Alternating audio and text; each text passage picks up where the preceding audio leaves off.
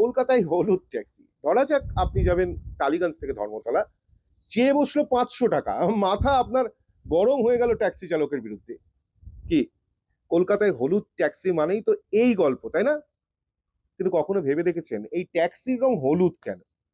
আরে সে তথ্যটাই তো আজ জানাবো আপনাদের। এই ট্যাক্সিগুলির রং হলুদ কেন? তবে তার আগে বলে নিই দু চার কথা। এই ট্যাক্সিগুলি কিভাবে পথে নামলো? 1909 সালে কলকাতায় প্রথম আসে ট্যাক্সি। চৌরঙ্গি রোডে ফরাসি সোভিজা কোম্পানি কলকাতার পথে প্রথম ট্যাক্সি চালু করে। ট্যাক্সির রং ছিল তখন লাল, মিটারে চলতো সেই ট্যাক্সি। চৌরঙ্গি থেকে ট্যাক্সি পৌঁছে যেত দমদম, ব্যারাকপুর, বজবজে। প্রতি মাইলে ভাড়া 8 আনা। তখন অবশ্য গাড়িগুলিতে 4 জনের বসার ব্যবস্থা নেই, 2 জন বসে যেতে পারতেন গন্তব্যে। এর কিছু বছর পর ব্যবসায়ী আসে Indian motor taxi cab and engineering company. মজার ব্যাপার, এই ট্যাক্সিগুলির নম্বর শুরু হতো ইংরেজি এ অক্ষর দিয়ে। লোকে তাই ভালোবেসে বলতো এ কোম্পানির গাড়ি। অ্যাম্বাসেডর ট্যাক্সির যাত্রা শুরু 1962 সালে। কলকাতার ট্যাক্সি অ্যাসোসিয়েশন এই অ্যাম্বাসেডর গাড়িগুলিকে ট্যাক্সিতে পরিণত করার প্রস্তাব পেশ করে। প্রস্তাবে সম্মতি জানিয়ে সে বছরই শহরে নামে এই আইকনিক গাড়ি।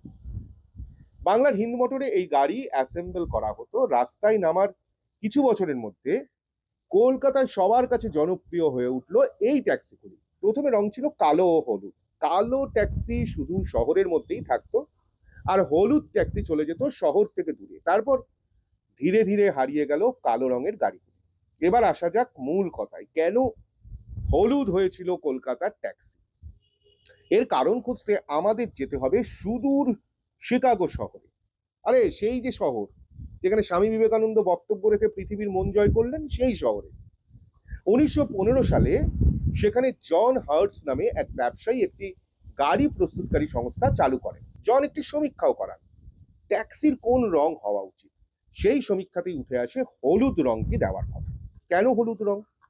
কারণ রাতের অন্ধকারে খুব দূর থেকেই এই হলুদ রংটিকে তাড়াতাড়ি চিনে ফেলা যায়, কিংবা জনবহুল এলাকায় দ্রুত নজরে আসে এই হলুদ রং। ব্যাস, ট্যাক্সির রং হয়ে গেল হলুদ। কলকাতার ট্যাক্সিও এই রংকে মান্যতা দিল। আমার ভিডিও যদি ভালো লাগে তাহলে অবশ্যই কলকাতা থ্রোব্যাক ফেসবুক পেজটিকে ফলো করুন। ইউটিউবেও আমরা কলকাতা থ্রোব্যাক নামে, ইনস্টাগ্রামে তো হাজির। আর কলকাতা সম্পর্কে যদি নতুন নতুন তথ্য পেতে চান, প্রশ্ন করুন কমেন্ট বক্সে, লিখে জানান। আর হ্যাঁ, ভিডিওগুলি কেমন লাগছে তা জানাতে কিন্তু ভুলবেন না। কথা দিচ্ছি আমি আপনাদের পাশে থাকবো।